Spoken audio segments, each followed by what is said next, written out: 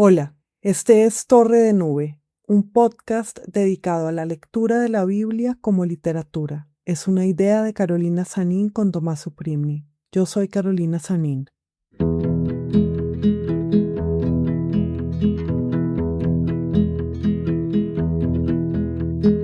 Mi fe de niño, ¿dónde está?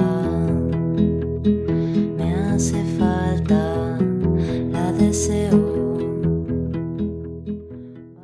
Hola, bienvenidas y bienvenidos a este primer episodio de nuestras lecturas de la Biblia. Yo prefiero llamarlas sesiones, pero como sé que se me va a olvidar, porque por la costumbre voy a terminar diciendo episodios, entonces igual puedo decir episodios de una vez. Estará dividido en dos partes. En la primera parte yo haré un comentario sobre Génesis 1, 2 y 3. Iré repasando el texto bíblico e iré hablando de él. Y en la segunda parte sostendré una conversación con Jorge Drexler, a quien todos ustedes conocen y que muy amablemente ha accedido a releer estos capítulos de la Biblia para que hablemos de ellos. Quería decirles que van a oír que yo hago ruidos, que paso las páginas de la Biblia, que escribo con la pluma notas mientras tanto. Y esto es porque estos episodios, estas sesiones se graban en mi casa y son lo más parecido a una clase mía. Yo no tengo un guión redactado, sino que tengo notas y voy leyendo y releyendo la Biblia mientras voy comentándola. Oirán titubeos, dudas, errores, y entonces les pido que me disculpen y que la idea es que ustedes vayan leyendo al mismo tiempo conmigo. Y es como si estuviéramos en una conversación real. Empecemos pues.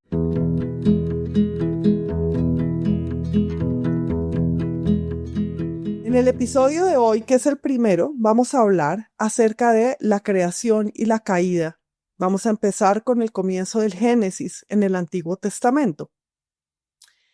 Y entonces vamos a ver cómo Dios es creador y es también padre del hombre y es también quien decide nuestra condición humana, decreta nuestra condición humana, que es la condición de exiliados, de personas que no viven en el lugar de donde son y en el lugar donde fueron creados, sino en un mundo de afuera, en un mundo en el que, desde el que deben retornar a su patria, que es un jardín.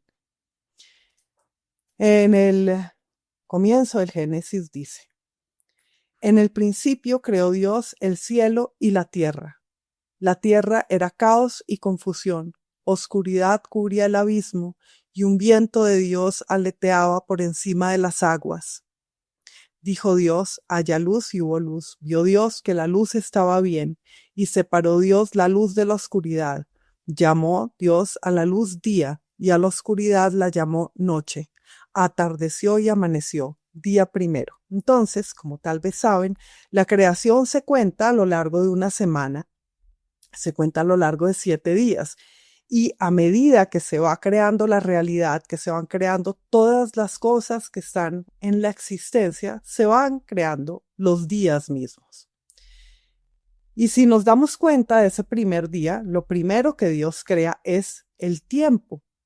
Si crea la luz y entonces separa la luz de la oscuridad, lo que crea es la alternancia entre los días y las noches, es decir, crea el tiempo mismo.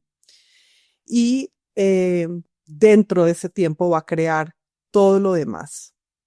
En el segundo día, Dios dice que haya un firmamento en medio de las aguas y hace el firmamento, separa las aguas de arriba, las de abajo y llama al firmamento cielo. Y luego dice: atardeció y amaneció, día segundo. Y entonces así vamos transitando por los días. Se declara la intención y se declara luego que hubo un día. Pero quiero que se fijen en los verbos que se usan aquí. Dijo, vio, hizo y llamó. Entonces Dios dice, y con decir crea, dijo Dios haya luz y hubo luz, y luego vio que estaba bien, luego, hizo Dios el firmamento, en el segundo día, por ejemplo, y llamó Dios al firmamento cielo. Entonces vean lo que hace. Da una orden, ve que se ha cumplido, ve que su palabra es efectiva, luego hace, que también es un verbo que se repite en la creación, y luego pone nombres a lo que ha hecho, también, que es interesante, ¿no? Llamó Dios al firmamento, abro comillas, cielo, y cierra comillas en el relato. Bueno. Entonces, lo que hace Dios es establecer un orden, y algo que llama la atención allí es que la creación se hace por medio de separación. En el principio creó Dios el cielo y la tierra era caos y confusión, oscuridad cubría el abismo y un viento de Dios aleteaba por encima de las aguas. Vean esa imagen del comienzo. Todo era confusión y hay un abismo cubierto de oscuridad, hay un gran hueco cubierto de oscuridad, y luego el viento, este viento indefinido, pero que es movimiento y ya es soplo, que aletea por encima de las aguas. Todo eso pasa antes de que Dios empiece a hablar y por tanto a crear. Fíjense cómo se van separando las cosas, la luz de las tinieblas, luego las aguas de arriba de las aguas de abajo, y más adelante en el tercer día se va separando la tierra seca de lo mojado. Entonces, la creación es por separación. Y creo que es algo que podemos encontrar en todos nuestros actos creativos, ¿no? Cómo separar y poner orden y disponer en un espacio es crear algo nuevo. Bien. No voy a repasar cada uno de los días, pero bueno, después Dios dice que produzca la tierra vegetación, que según frutos, semillas y árboles frutales que den frutos según su especie, con la semilla adentro. Y la tierra produjo vegetación, hierbas que dan semillas según sus especies y árboles que dan fruto con la semilla adentro según sus especies. Entonces, Dios aquí, lo que nos dice este texto que hace, es determinar que cada cosa se va a reproducir de acuerdo con una ley de igualdad, ¿no? O sea, cada cosa se reproduce, produce lo que es igual a ella. Entonces yo aquí lo que leo es que la creación de cosas nuevas es simultáneamente la promulgación de una ley, porque la manera como las cosas se reproduzcan, se deben reproducir según lo igual, es ya una ley. Entonces creo que creación y ley coinciden al comienzo. ¿Y qué es la ley? ¿Qué es lo que determina una ley? Es la manera de ser de cada cosa, el que cada cosa sea como es, y que la reproducción, por ejemplo, sea como es, ¿no? Que cada cosa se reproduzca en una que es como ella, se reproduzca en lo igual. En el día cuarto, Dios crea los astros. Se dice, estoy leyendo Génesis 1:14, haya luceros en el firmamento celeste para separar el día de la noche y sirvan de señales para solemnidades, días y años. Sirvan también de luceros en el firmamento celeste para alumbrar sobre la tierra. Y así fue. Hizo Dios los dos luceros mayores, el lucero grande para regir el día y el lucero pequeño para regir la noche y las estrellas, y los puso en el firmamento para alumbrar la tierra, para regir el día y la noche y para separar la luz de la oscuridad. Y vio Dios que estaba bien, atardeció y amaneció día cuarto. A mí me llama la atención este día porque antes ya ha habido día y noche y entonces está creando el sol y la luna. Entonces pues siempre me pregunto cómo son los días anteriores que tienen luz pero no tienen sol, ¿no? Esta separación de la creación de los luceros con respecto a la creación de el día que ya está antes y de la división entre la luz y la oscuridad. Se nos habla aquí del calendario también, de cómo estos luceros son señales para solemnidades, días y años. Se nos habla de estos seres o estas cosas, los luceros, como señales que marcan, que distinguen. Y esta manera de decirlo, el lucero grande para regir el día, el lucero pequeño para regir la noche, también me hace pensar en esta relación entre las estrellas y la ley, entre las estrellas y el texto del destino. Y me hace pensar enseguida, pues, en la astrología, en esta idea de que hay un texto en el cielo escrito con las luces del cielo, con las luminarias, que establece leyes también, nuevamente entendido la ley como maneras de ser. Dios luego crea a los animales, bullan las aguas de animales vivientes y aves revoloteen sobre la tierra. Esto es en el quinto día. Y luego dice, produzca la tierra animales vivientes según su especie, bestias, reptiles y alimañas terrestres según su especie, y así fue. Hizo Dios las alimañas terrestres según su especie, las bestias según su especie, y los reptiles según su especie, y vio Dios que estaba bien. Y luego sucede lo siguiente, en el Génesis 1:26.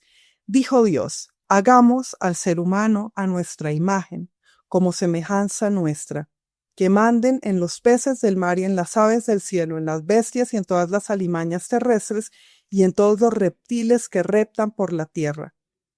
Creó pues Dios al ser humano a imagen suya, a imagen de Dios lo creó, macho y hembra los creó. Entonces esta es la primera versión que está en el Génesis, que es la de Génesis 1, de la creación del hombre y la mujer. Crea al hombre como hombre y mujer. Ya vemos que aquí no está el relato de Eva, que sale de la costilla de Adán, que estará un poco después en Génesis 2. Lo crea macho y hembra. Es como que crea dos versiones de un ser que es el ser humano. Y lo crea a su imagen. Hagamos al ser humano a nuestra imagen como semejanza nuestra.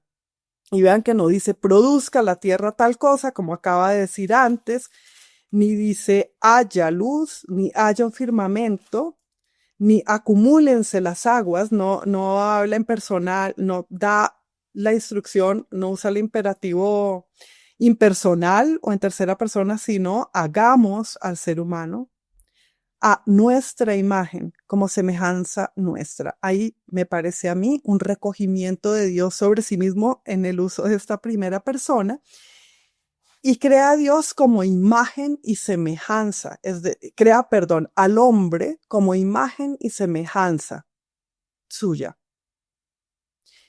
Y esto se puede leer de muchas maneras, ¿no? Porque el ser humano, entonces, es imagen. Somos sobre todo una imagen más que un ser en sí mismo. En el momento en que somos imagen de otro, también podemos ser imagen de la imagen y podemos ser imagen de otras cosas. Entonces, yo creo que nos podría pensar mucho acerca de esa creación nuestra como imagen de otro, como imagen del creador. Y es decir, también como reflejo del creador. Y en ese momento, me parece que se abre la posibilidad de que nosotros seamos creados como una regresión al infinito o como una repetición sin fin. Hay algo de interminable en la naturaleza del hombre cuando se establece que es creado como imagen y como semejanza. Bueno, pero enseguida dice además que manden en los peces del mar y en las aves del cielo, en las bestias, etc. Y entonces crea al hombre como regidor. Y vean que ya hemos visto que los astros rigen sobre el día y la noche. Y Dios es el que está promulgando las leyes de cómo se reproduce todo y de cómo son las cosas. Entonces el hombre gobernante, el hombre rey, está siendo creado también a imagen de Dios y a imagen, me parece a mí, de lo que ha sido creado hasta ahora también. Hasta el momento en el que el hombre es creado. Porque si el hombre va a mandar sobre los peces y demás, también es como los luceros, como las estrellas que rigen sobre el día y la noche. Después los bendijo Dios con estas palabras, dice: sed fecundos y multiplicaos, henchid la tierra y sometedla, mandad en los peces del mar y en las aves del cielo y en todo animal que repta sobre la tierra. Dijo Dios: ved que os he creado toda hierba de semilla que existe sobre la faz de la tierra, así como todo árbol que lleva fruto de semilla. Todo ello os servirá de alimento a todos los animales terrestres, a todas las aves del cielo y a todos los reptiles de la tierra, a todo ser animado de vida, les doy la hierba verde como alimento. Me interesa qué es la bendición. Antes, cuando Dios crea los grandes monstruos marinos y todo animal viviente que repta y que hace embullir las aguas, etcétera, que los creó en el día quinto, dijo también Dios los bendijo, diciendo, sed fecundos, multiplicados y henchid las aguas de los mares. Y aquí también bendice al hombre y a la mujer, diciendo, sed fecundos y multiplicados. Entonces, bendecir es decir que uno se convierta en muchos, que dure en el tiempo y que llenen el espacio. Entonces me interesa mucho cómo bendecir es decretar la multiplicación. Porque decretar la multiplicación también es decretar la duración, y lo hace Dios con los animales y lo hace con los humanos. Bueno. Enseguida que crea al hombre y a la mujer, habla de esto, de los árboles que llevan adentro las semillas de los frutos y que todo eso les servirá como alimento. Y creo que aquí hay una prefiguración del establecimiento de que el hombre va a ser agricultor. El hombre es creado como agricultor. Luego enseguida lo vamos a ver de otra manera también. Y entonces se acaba este día sexto, que es el de la creación del hombre, y dice, vio Dios cuanto había hecho y todo estaba muy bien. Atardeció y amaneció. Día sexto. Concluyéronse, pues, el cielo y la tierra con todo su aparato. El séptimo día, Dios dio por concluida la labor que había hecho. Puso fin el día séptimo a toda la labor que había hecho. Después bendijo Dios el día séptimo y lo santificó, porque en él puso fin Dios a toda la obra creadora que había hecho. Entonces, en ese séptimo día, que es el día del descanso, Dios ha visto lo que ha creado y da por concluida su creación y la bendice, y bendice el día mismo en que la bendice. Entonces vean como este bucle de tiempo. Bendice, Dios pone fin a la creación que ha hecho y bendijo ese día en el que pone fin a lo que ha hecho. Y el día séptimo será más adelante el día en que los hombres nos encontremos con Dios. Ese día del descanso de Dios será el día santo. Aquí mismo en el Génesis, en el Génesis 2:1, Dios bendice ese día y será más adelante el día que Moisés dice que hay que guardar. Y es el día religioso, es el día en que el hombre no trabaja y en el que ha terminado ya de trabajar durante la semana. Me parece importante cómo Dios y el hombre se encuentran en el ver la obra, es decir, en la contemplación, que no es ya la producción, el hacer y la realización, no es la creación, sino la contemplación de lo hecho. Y es el momento en el que el hombre, que ya luego va a ser expulsado del paraíso, puede, creo yo, volver por un momento a reencontrar su naturaleza que no muere, la naturaleza inmortal del hombre, o la parte del hombre que es inmortal, se reencuentra en el día en que el hombre no trabaja, porque en ese día puede salir del tiempo subsidiario, del tiempo secundario, digamos, que es el tiempo en el que el hombre queda después de que es expulsado y puede volver al tiempo anterior, al tiempo en el que no se ha separado del lugar en el que fue creado, no se ha separado de su divinidad. Y entonces es, bueno, en el descanso en el que volvemos a no morir, a no estar todavía cargando con la expulsión y la vergüenza. Y es el día en el que volvemos al jardín. El sábado, los sábados son los días los que nosotros vamos al campo, los parques, etcétera. Y me parece bueno, significativo eso. De alguna manera sea el día que destinamos nosotros también para volver al paraíso, ya sea en forma de iglesia o del templo de la naturaleza. Pero todavía no hemos llegado a la expulsión. Vamos a hablar ahora de lo que pasa enseguida en el Génesis, que es muy curioso. Después de que Dios concluye la creación y descansa, dice aquí, estos fueron los orígenes del cielo y la tierra cuando fueron creados, y enseguida nos vuelven a contar la historia de la creación del hombre de una manera distinta. Y dice así, en el Génesis 2:4.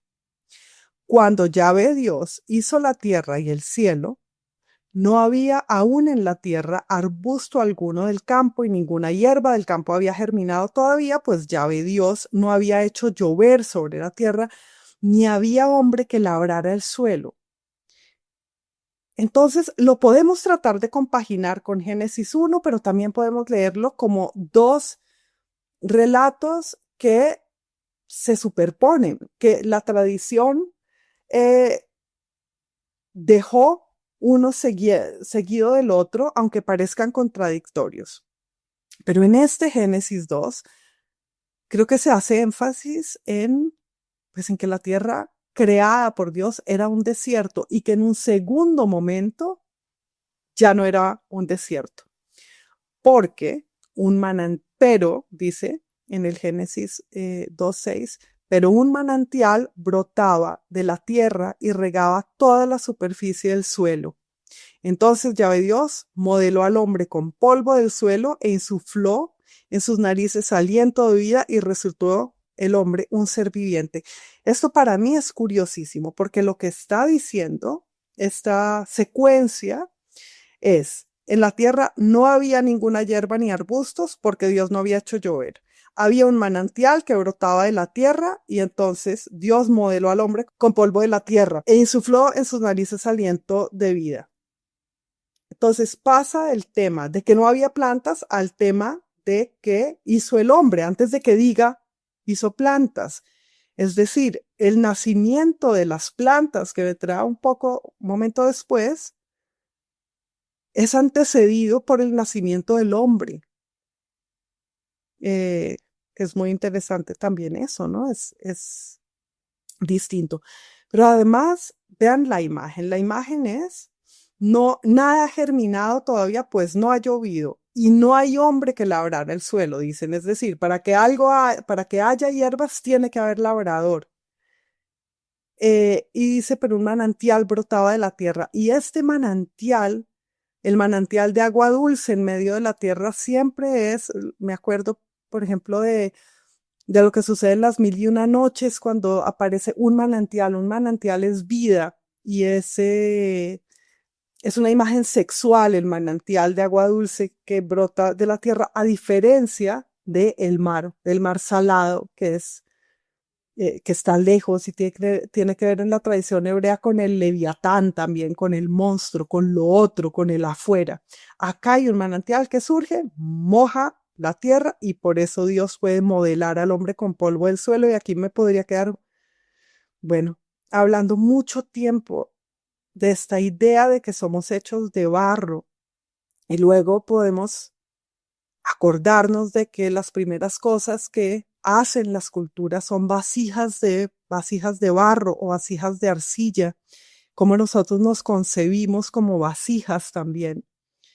Nuestro cuerpo es una vasija y Dios nos modela con polvo del suelo y nos modela a partir de estos dos elementos, ¿no?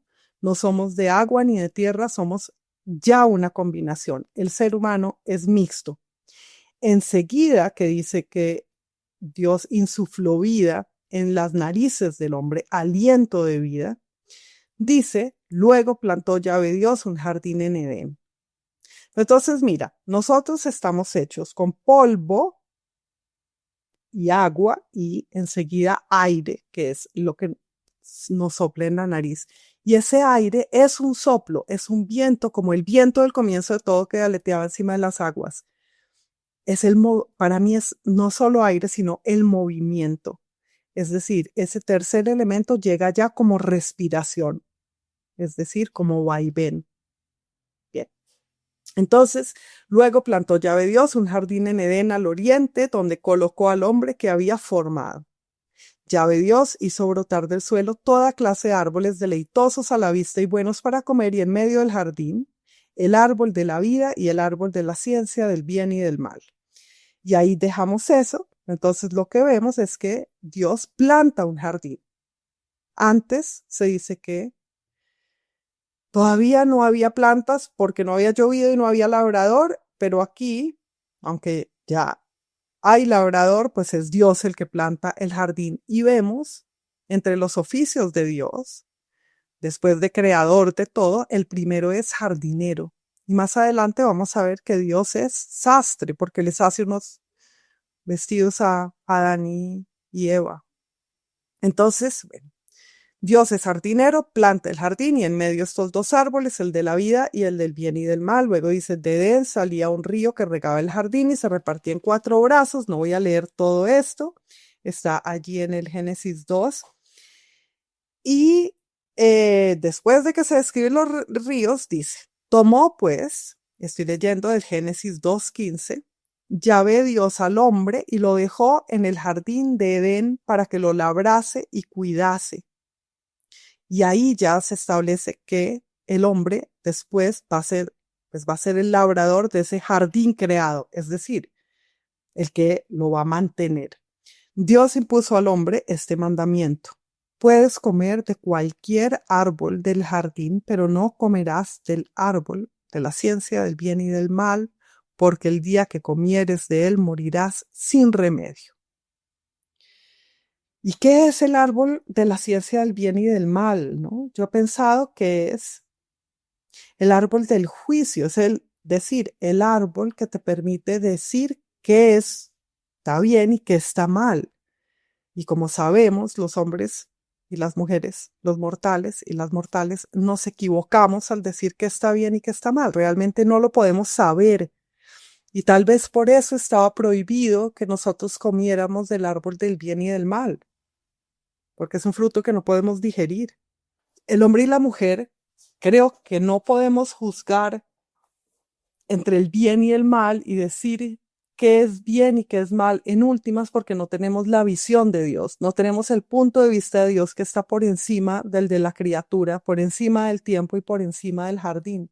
Solo Dios sabe, pues, qué males sirven en últimas, a qué o qué bienes resultan en últimas en un mal que luego se vuelve bien. Es decir, hay que tener una visión por fuera de todo lo creado para saber no que está bien y que está mal, precisamente, porque en ese punto ya nada está bien ni está mal, sino que es el discurrir de todo lo creado. Entonces creo que por eso no sabemos los hombres y las mujeres juzgar que está bien y que está mal. Podemos juzgar que nos hace sufrir y que no, que es válido, porque luego pues creamos la ética y creamos las leyes. Pero tal vez comer del árbol del bien y del mal y pretender que podemos ver en dónde para cada acción es pues la primera acción de soberbia, eh, de creer que podemos hacer lo que en realidad no podemos hacer como criaturas. Y podemos pensar también que el árbol de la ciencia del bien y del mal es el árbol que pues, nos hace saber que somos mortales. Y porque sabemos que somos mortales, morimos. Tal vez los demás animales no saben que van a morir y por eso en realidad no mueren. Entonces es algo en lo que podemos pensar la vida entera, ¿no? ¿Qué significa el árbol del bien y del mal? ¿Qué significa esa conexión entre saber algo y morir? ¿Y qué significa ese saber que no deberíamos tener, que quisimos tener y que por tanto nos hace no vivir en el lugar de donde somos, es decir, ser expulsados y ser exiliados y que esa sea la condición humana, pero también nos hace avergonzarnos. Está íntimamente ligado ese saber con la muerte y con la vergüenza, como vamos a ver en un momento. Y antes de que pase el drama de que terminemos comiendo ese árbol, Dios crea a la mujer porque según Génesis 2, no ha creado a la mujer todavía. Ya vimos que en Génesis 1 los creó hombre y mujer y aquí crea al hombre y luego a la mujer. No significa necesariamente que se estén superponiendo dos textos contradictorios, son en apariencia contradictorios. Pero pues se pueden leer de muchas maneras porque en realidad lo que está diciendo el uno es que lo creó hombre y mujer y aquí está diciendo lo mismo, solo que en distintos tiempos, ¿no? Primero hombre y luego mujer. Pero entonces leamos lo que dice el Génesis 2:18. Se dijo luego Yahvé Dios, no es bueno que el hombre esté solo, voy a hacerle una ayuda adecuada. Miremos también este personaje, Yahvé Dios, que se habla. Es decir, es un personaje que no solamente está pensando en silencio y hace, sino que se divide de sí mismo para ser su propio interlocutor. Y entonces creo que es el momento de que nos preguntemos, bueno, ¿y quién es el que está diciendo que Dios habla así? O sea, ¿cuál es este narrador omnisciente? Este narrador que incluye a Dios y cita a Dios y sabe que además Dios se dice algo a él mismo, que es el gran misterio. O sea, si estos libros, como según las personas religiosas, o según las personas que practican cierta religiosidad, los escribió Moisés, entonces Moisés inspirado por Dios, pues Moisés supo, inspirado por Dios, que esto hizo Dios. Y sin embargo, Dios no está hablando en primera persona, o está hablando en primera persona, pero citado por alguien que habla de él en tercera persona. Hay un narrador que contiene a Dios. En el texto mismo hay un narrador que es más grande que Dios, porque lo contiene. Pero entonces, yo creo que esto nos lleva a pensar en el infinito de Dios, en Dios también como infinitamente, como una regresión infinita. Puede haber un Dios que crea a Dios y un Dios que crea al Dios que crea a Dios y un Dios, un autor del libro que es el autor también de Dios, que es como un Dios más que Dios. Ustedes lo pueden leer, supongo, de muchas maneras, pero creo que esa sensación de regresión al infinito la da esto de que haya un autor que dice Dios, que cuenta de Dios, que pone a Dios en un tiempo narrativo y en una realidad textual. Bueno, entonces lo que Yahvé Dios se dijo es, no es bueno que el hombre esté solo, voy a hacerle una ayuda adecuada. Acabamos viendo cuál es la naturaleza humana. Por ahora es ser de barro, es decir, de la combinación de dos elementos, y tres con el aire, que es también el movimiento, y es la respiración, y es lo divino, la vida que viene de Dios, que Dios mismo insufla en la nariz, en una parte del cuerpo. ¿Qué más hasta ahora es de la naturaleza humana? Ser de un jardín, haber sido colocado en un jardín. Ahí está Dios, el hombre recién nacido. Y ahora, aparentemente, vemos que también es de la naturaleza humana no estar solo, porque Dios juzga, no es bueno que el hombre esté solo. Acuérdense de lo que decía yo al comienzo, ¿no? Que parece que Dios crea y al mismo tiempo decreta, crea cosas y crea leyes. En otras palabras, crea formas y crea modos de ser, o crea sustancias y crea formas de ser. Bien. Y entonces, y el hombre también, aparentemente, según esto, apenas nace, es también alguien que debe obedecer una interdicción. Es alguien a quien se le dice una prohibición, puedes hacer esto y no puedes hacer esto. Eso también, según esto, es muy de la naturaleza temprana del ser humano, muy intrínseco al ser humano. Pero bueno, entonces íbamos en la ayuda. Voy a hacerle una ayuda adecuada, dice Dios. Y entonces modeló del suelo todos los animales del campo y todas las aves del cielo y los llevó ante el hombre para ver cómo los llamaba y para que cada ser viviente tuviese el nombre que el hombre le diera. Y esta es mi parte favorita porque vemos al hombre delante de los animales que además han sido modelados del suelo como Él. Y Dios quiere, no solamente le dice al hombre que le ponga nombres, o no solamente dispone que el hombre les ponga nombres, sino que quiere ver cómo los llamaba. Vean que hay una curiosidad de Dios con respecto a qué es lo que va a hacer el hombre. Y lo que va a hacer el hombre aquí al poner nombres es un acto creativo. Es el primer acto de el hombre a imagen de Dios. Entonces justamente Dios le pone enfrente de los animalitos al hombre para ver cómo el hombre crea nombres, así como él creó los animales y al hombre. Y para mí es muy conmovedor este momento porque la manera como yo lo leo es que el hombre es creado como lector. El hombre tiene que ver a todos estos animales y determinar qué nombre les va a poner. ¿De dónde va a sacar Dios, perdón, de dónde va a sacar el hombre esos nombres? Si no es de las formas que ve, de la naturaleza que ven los animales. Entonces aquí está esta disposición, el hombre frente a los animales, frente al mundo en el que está puesto, y ese mundo como un texto, ya como un texto para el hombre que debe verlo, reconocerlo y nombrarlo. Y a Dios como un lector del hombre. Entonces ya acá no solo hay una creación de creador, una cadena de creadores, sino también una cadena de lectores, y a Dios leyendo al hombre que lea a los animales. Dios llevó a los animales del campo, a las aves del cielo ante el hombre para ver cómo los llamaba y para que cada ser viviente tuviese el nombre que el hombre le diera. Entonces Dios va a respetar esta primera libertad. El primer acto creativo del hombre también es su primera libertad. Según leemos acá, parece que puede ponerles el nombre que quiera. Entonces vamos a oír la voz del hombre por primera vez, la podemos oír aquí. El hombre puso nombres a todos los ganados, las aves del cielo, a todos los animales del campo.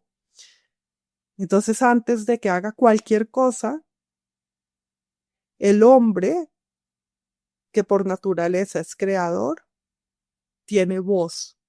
Su acto es un acto de habla, de poner nombres.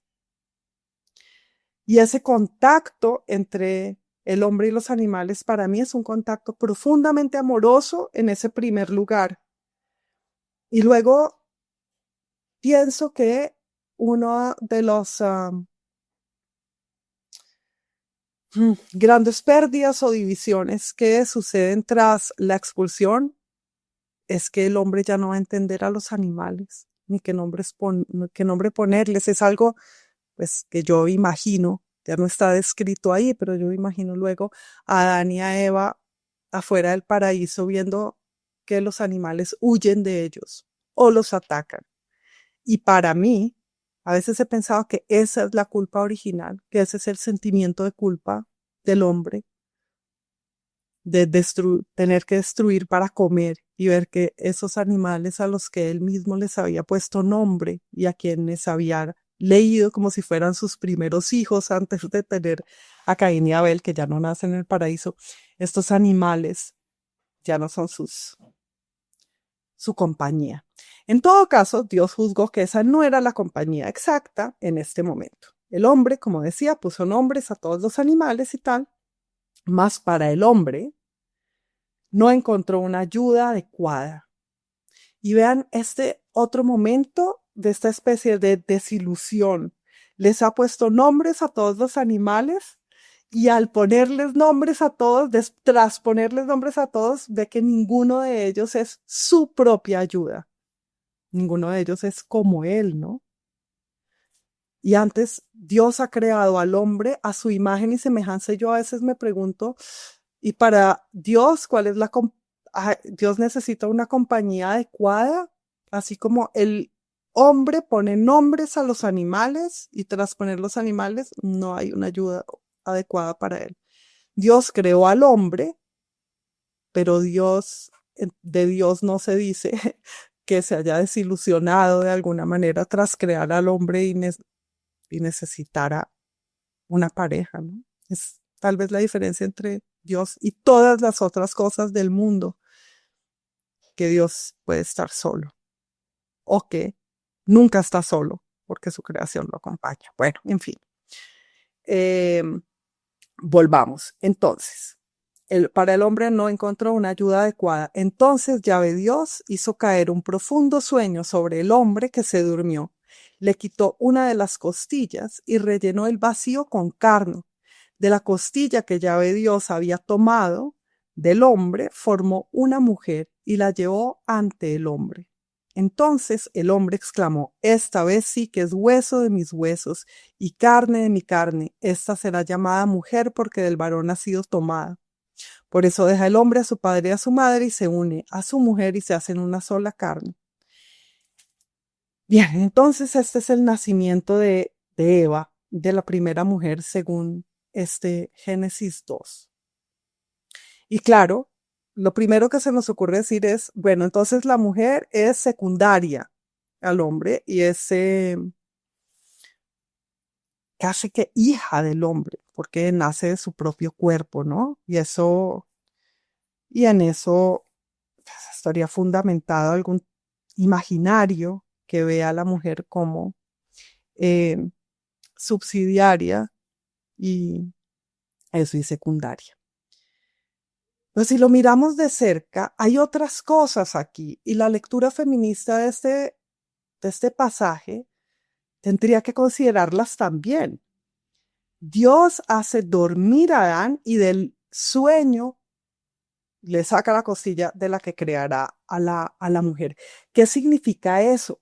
Que la mujer nace del sueño del hombre, que la mujer que entendemos como mujer es soñada por el hombre, sale de la fantasía, de la imaginación, de la ensoñación del hombre, de un relato ya hecho por el hombre.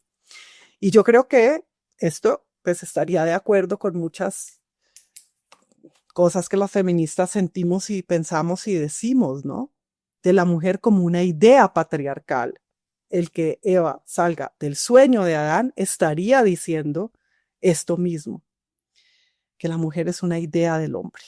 Y lo otro que me llama la atención es si la mujer sale de una costilla, es hecha de la costilla de Adán, es decir, de hueso, la mujer es tallada, mientras que el hombre es modelado de barro. Tendríamos dos tipos de arte distintos en la fabricación del hombre y en la fabricación de la mujer. El hombre ha sido modelado de barro y moldeado de barro, mientras que la mujer es tallada de hueso.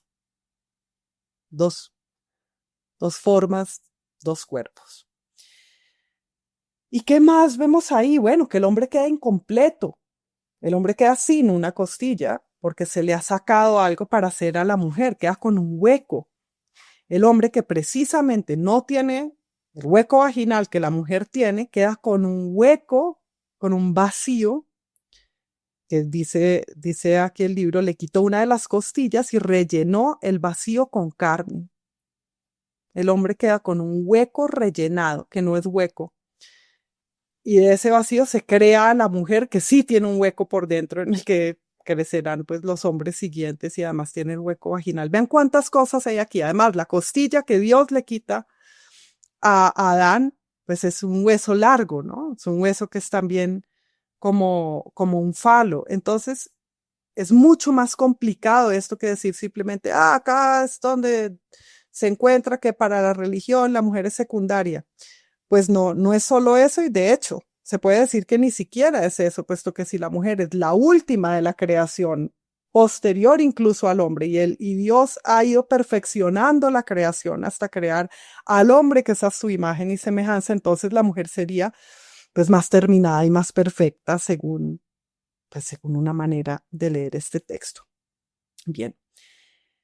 El hombre entonces se crea y después de creado también se divide. Acuérdense que al comienzo yo decía cómo la creación procede por división, ¿no? La luz de las tinieblas, el agua de la tierra, etc. Y aquí también sería el hombre de la mujer. Otro acto creativo que es dividido. Y vemos en todo este episodio también este testimonio de la singularidad y la soledad del hombre. El hombre es distinto de los animales, a los que sin embargo puede mirar y poner un nombre que ellos guarden. Se termina el Génesis 2 con esto. Estaban ambos desnudos, el hombre y su mujer, pero no se avergonzaban el uno del otro.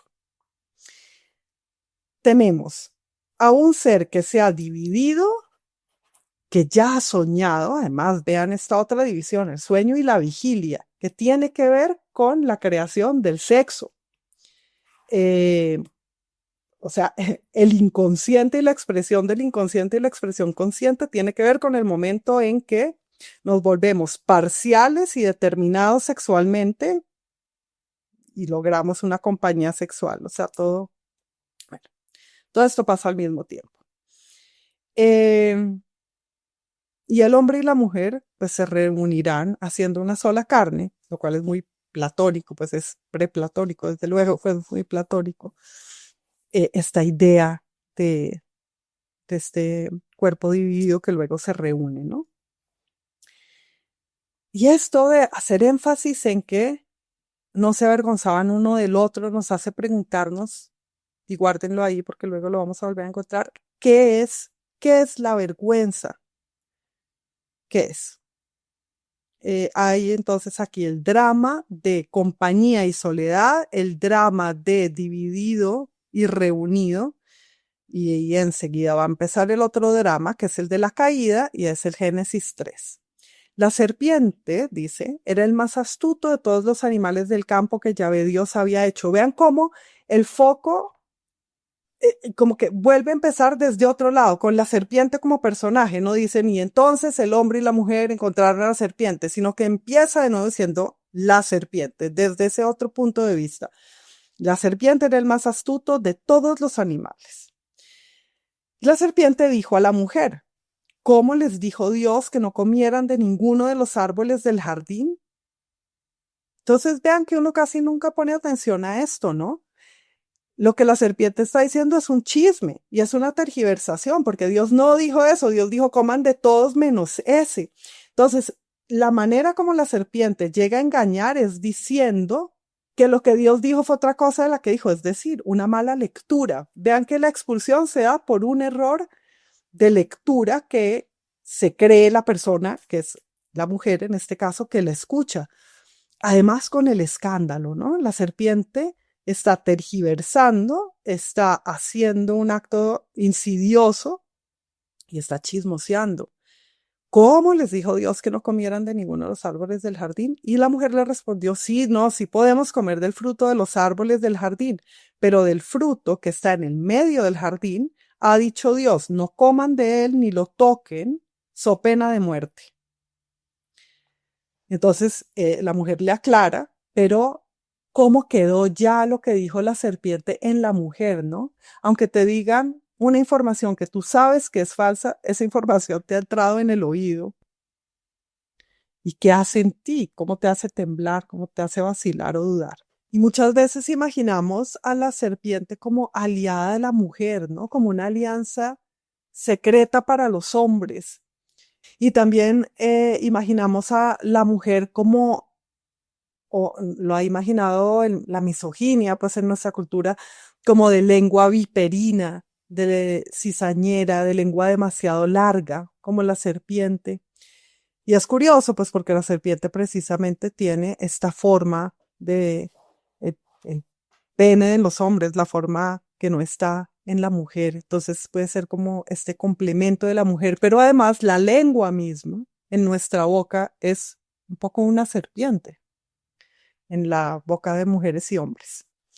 Y entonces la serpiente le contestó a la mujer, de ninguna manera morirán si comen de ese árbol. Es que Dios sabe muy bien que el día en que coman de él, se les abrirán los ojos y serán como dioses conocedores del bien y del mal. Y entonces eso pues se lo inventó la serpiente, porque Dios no dijo eso, dijo que ese era el árbol del bien y del mal, que podemos leerlo de muchas maneras. Pero la serpiente, vean que lo que le dice a Eva es, a Dios le da miedo de ustedes, a Dios le da envidia de ustedes casi. Dios no quiere que ustedes sean como Él. Y lo que está pues es metiendo ese incordio entre la criatura y el creador. Y además está metiéndole a la criatura la idea de que podría ser como el creador. Bueno,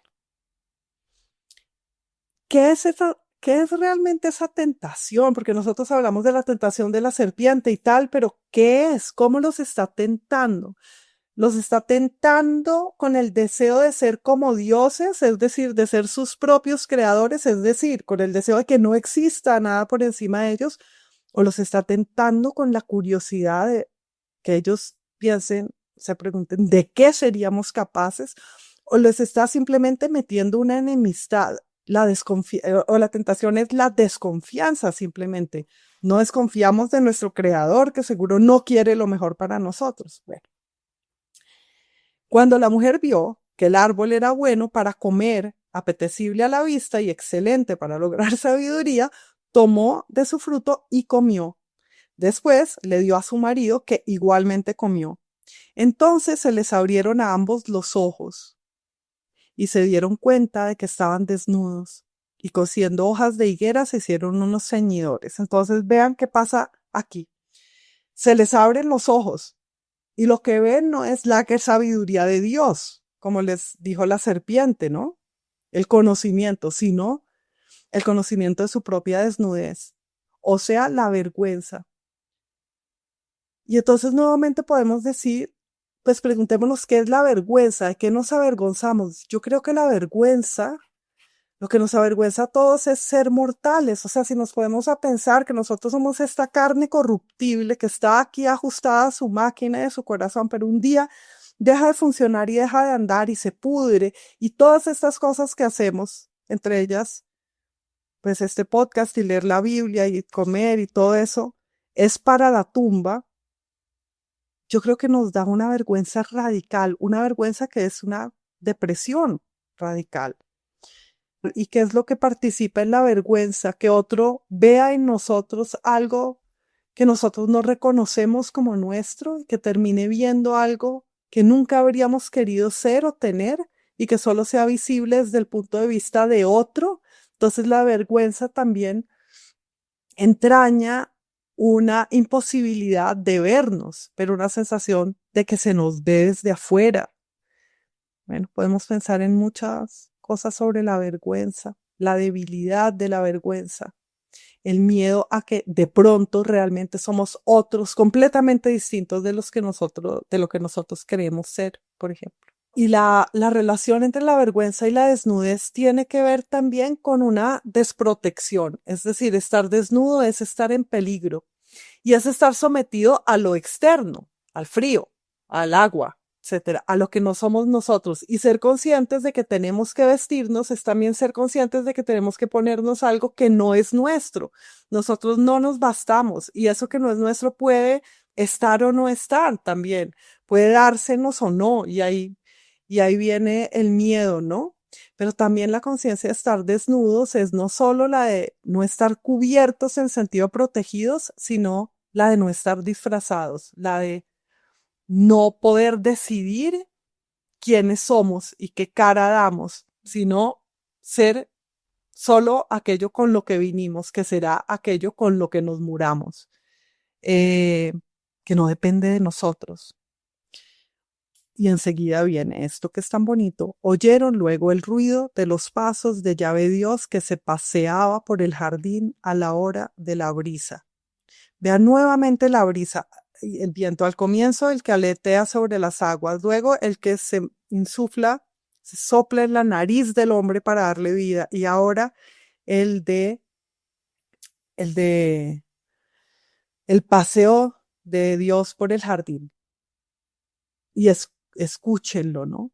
Lo que oyeron el ruido de los pasos de llave Dios que se pasaba por el jardín a la hora de la brisa. Tenemos pasos y tenemos la brisa. Los pasos que son como los del corazón, que suena como pasos, y este otro sonido del aire que es el de la respiración. Y entonces, el hombre y la mujer se ocultaron de la vista de llave Dios por entre los árboles del jardín. Y llave Dios llamó al hombre y le dijo, ¿dónde estás? Y el hombre contestó, te he oído andar por el jardín y he tenido miedo porque estoy desnudo, por eso me he escondido. Y Dios le preguntó, ¿quién te dijo? ¿Quién te ha hecho ver que estabas desnudo? ¿Has comido acaso del árbol del que te prohibí comer? Y el hombre dijo, la mujer que me diste por compañera me dio del árbol y comí. Y Yahvé Dios le dijo a la mujer, ¿por qué lo hiciste? Y la mujer le contestó, la serpiente me sedujo y comí. Entonces vean cómo en el momento en que surge la culpa, ya surge como una cadena de culpas y como una excusa. En el momento en que surge la culpa es, no, es que él me dijo, y la mujer, no, es que me dijo la serpiente. Sentir culpa y sentir vergüenza ya es culpar a otro, ya es endilgarle a otro la propia responsabilidad. Y vean que surge también pues una manera de relacionarse. Y entonces ya viene el decreto de expulsión. Entonces Yahvé Dios dijo a la serpiente, por haber hecho esto, maldita seas entre todas las bestias y entre todos los animales del campo, sobre tu vientre caminarás y polvo comerás. Y luego le dice que pondrá enemistad entre ella y la mujer, y a la mujer le dijo que tantas haré tus fatigas, cuantos sean tus embarazos, con dolor parirás a los hijos, y hacia tu marido irá tu apetencia, y él te dominará. Y al hombre le dijo, por haber escuchado la voz de tu mujer y comido del árbol al que yo te había prohibido comer, maldito sea el suelo por tu causa, sacarás de él el alimento con fatiga.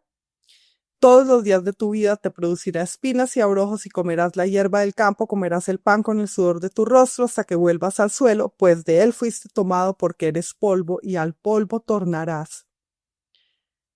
Y esa es la maldición más grande, ¿no? La muerte, pero también para mí esa maldición de muerte es la designación de una madre. Para mí la expulsión del paraíso es la creación de las madres también. Hasta ahora hay un padre, Dios, que ha creado como Dios. Y en el momento en que expulsa a Adán y a Eva del paraíso, nombra los embarazos, los partos y también el retorno a la tierra. Y esto me estoy dando cuenta por primera vez en este momento en que lo estoy diciendo. La muerte y la madre son un mismo momento en esta expulsión, son la creación de la expulsión. Y con eso se crea también otro tiempo, el tiempo de nacimientos y muertes, el tiempo de las generaciones, es un tiempo del retorno, pues porque muere uno y vuelve a nacer y vuelve a morir y nace otro. Es el tiempo sucesivo y es también, coincide también con el tiempo del trabajo. Es el tiempo laboral y el tiempo de nacimientos y muertes que luego se cortará, digamos, o se contrarrestará con la existencia del sábado que reproduce el día de descanso de Dios y en el que el hombre puede volver al jardín cada sábado que consagre y a su dimensión espiritual y a su dimensión infinita. Vean, qué interesante, pero hasta que vuelvas al suelo, pues de él fuiste tomado, porque eres polvo y al polvo tornarás. La tierra a la que va a volver el hombre, el suelo, es la madre, y desde ese momento los hombres también van a tener madre, porque Eva y las mujeres van a parir. Y enseguida dice, el hombre llamó a su mujer Eva, es ahí cuando se dice que la llama Eva, por ser ella la madre de todos los vivientes. Es en ese momento en que se nombra la maternidad, en la expulsión, no antes. Antes la mujer es una compañera del hombre, insisto. No la madre, y acá es la madre en el momento en que se crea la muerte. ¿Cómo no me había dado cuenta de esto antes? Es muy obvio y es muy increíble. Bueno, muy, muy, muy importante. Yahvé Dios hizo para el hombre y su mujer túnicas de piel y los vistió. Y esto es a lo que me refería. Después de que vemos a Dios jardinero, vemos a Dios sastre, que hace estas túnicas de piel y los viste. A pesar de que ellos ya se han hecho los ceñidores estos así un poco improvisados de hojas de higuera, perdón, él les pone estas túnicas y los viste, los inviste. Dios hace un jardín, Dios hace vestidos, todo esto que forma parte de la cultura humana. Estar vestidos y sembrar. Bueno, y se dijo Yahvé Dios. Estoy en el Génesis 2:20, eso no se dijo Yahvé Dios, eso digo yo. Se dijo Yahvé Dios. Resulta que el hombre ha venido a ser como uno de nosotros en cuanto a conocer el bien y el mal. Y oigan cómo dice Dios eso, pues con esa ironía, como resulta pues que ahora, cuidado, no alargue su mano y tome también del árbol de la vida y comiendo de él viva para siempre. Bueno, y esto para mí es muy enigmático. No vaya a tomar del árbol de la vida y viva para siempre. Es decir, Dios está impidiendo el acceso al árbol de la vida, pero es porque el hombre ya comió del árbol del bien y del mal. ¿O a qué se debe? Porque antes no le ha prohibido al comienzo, en el Génesis 2:16, había dicho, Dios y puso al hombre este mandamiento, puedes comer de cualquier árbol del jardín, pero no el de la ciencia del bien y del mal. Y ahora quiere proteger el de la vida, ya que tomaron del bien y del mal, ya que el hombre ha accedido a un saber que es el saber de la vergüenza, pero que también es el saber de juzgar, el poder de juzgar sin saber, por lo menos que no viva para siempre, que sea siempre reemplazado por otro hombre que nazca. Bueno, hay muchas lecturas acerca de eso. Así que lo echó Yahvé Dios del jardín del Edén, para que labrase el suelo de donde había sido tomado. Es decir, para que trabajara y también fuera consciente de ser de la tierra y de volver a la tierra y estuviera en esta economía del retorno y en ese otro tiempo. Es decir, el árbol genealógico va a reemplazar al árbol de la vida o a ser el árbol de la vida afuera del Edén. Y ya desde ese momento nos fuimos del Edén y viene una última imagen impresionante que es: tras expulsar al hombre, Dios puso delante del jardín de Edén querubines y la llama de espada vibrante para guardar el camino del árbol de la vida. Esa imagen me impresiona mucho. La llama de espada vibrante. Ahí, enfrente de un árbol, está otra figura que parece un árbol y que protege a un árbol. Y bueno, voy a dejar ahí el relato de la creación y la expulsión. La edición y la asesoría son de Jorge Caraballo, el diseño gráfico de Nicolás Consuegra. La canción es 4 de Suárez, cantada por Rosario Blefari con letra de Rubén Darío.